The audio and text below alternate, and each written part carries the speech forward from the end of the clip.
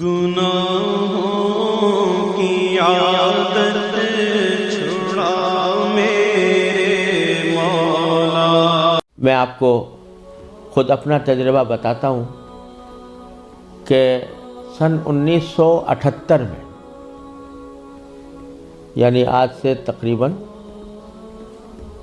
38 سال پہلے مجھے سب سے پہلے امریکہ جانے کا اتفاق ہوا۔ اس وقت سن 1978 میں سب سے پہلے میں امریکہ گیا تھا اور ایک مسلمان تنظیم کی دعوت پر گیا تھا۔ مسلمان تنظیم کا اس وقت بہت سی مسلمان تنظیموں کا ایک وفاق تھا جس نے ہمیں دعوت دی تھی۔ تو جب میں اس تنظیم میں پہنچا اور اس کا سالانہ کنونشن تھا، اس میں حاضری ہوئی، تو سب سے پہلے تو میں یہ دیکھ کر حیران رہ گیا کہ جب شام کو دعوت کا اہتمام کیا گیا تو اس میں کہیں دور دور حاضرین کے اندر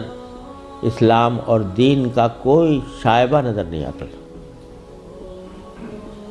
خواتین اور نوجوان لڑکیاں وہ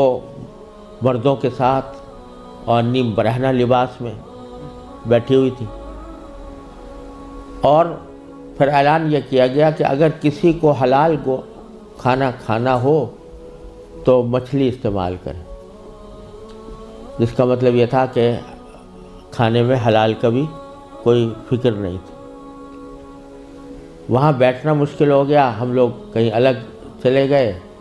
اس کے بعد معلوم ہوا کہ ایک رقص و سرود کی زبردست محفل منعقد ہوئی۔ ایک بوٹنگ کا پروگرام تھا، اس بوٹنگ کے پروگرام میں سارا جو پروگرام تھا وہ رقص و سرود کی محفل میں گم ہو کر رہ گیا۔ یہ سارے نظارے دیکھنے کے بعد جب مسلمان تنظیم جس نے دعوت دی تھی اس کے سربراہ سے میں نے شکوہ کیا کہ بھائی آپ نے یہ مسلمان تنظیم ہے اور اس میں کہیں دور دور بھی کوئی شائبہ دین کا نظر نہیں آتا، تو آپ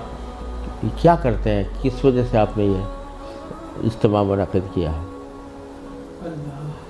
تو وہ لبنانی تھے وہ صاحب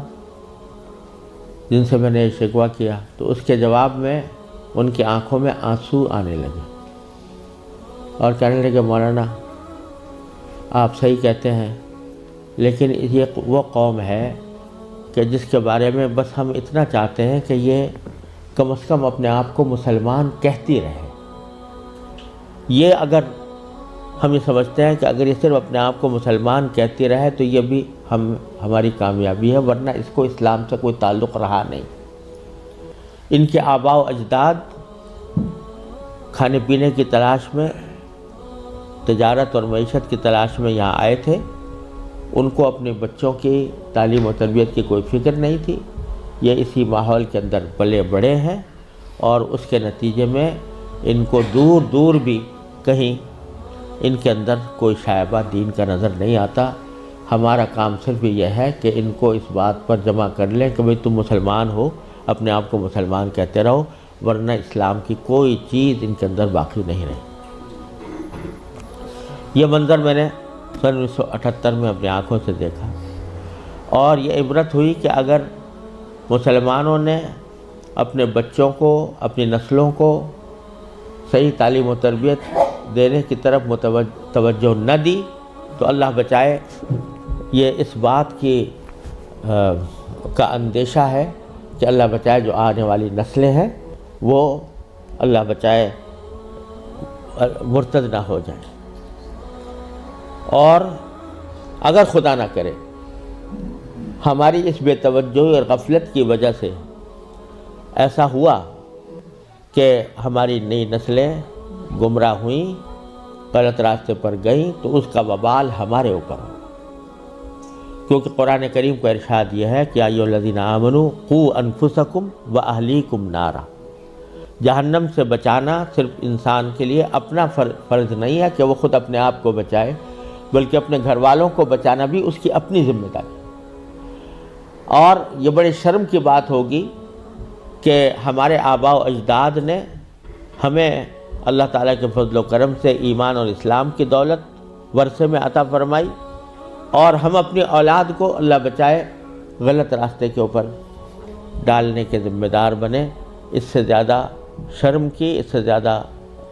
نقصان کی کوئی اور بات نہیں ہو سکتی۔ لہٰذا یہ مسئلہ جس اہمیت کے ساتھ توجہ کا محتاج ہے، اللہ تعالیٰ کا بڑا فضل و کرم ہے، اب حالات میں تبدیلی آ رہی ہے، خاص طور سے انگلینڈ میں اور امریکہ میں بھی اب بہت مسلمانوں کو اس طرف توجہ ہوئی ہے، ادارے قائم ہو رہے ہیں، لیکن جس پیمانے پر ضرورت ہے اس پیمانے کی ابھی تک کمی ہے، اور اس کا واحد علاج یہی ہے کہ جس کے دل میں بھی یہ درد ہے وہ دامے درمے قدمے سخنے جس طرح بھی ہو سکے وہ ایسے ادارے قائم کرنے کی کوشش کرے، ان اداروں کے ساتھ تعاون کرے، اس میں اپنے بچوں کو بھیجنے کا اہتمام کرے۔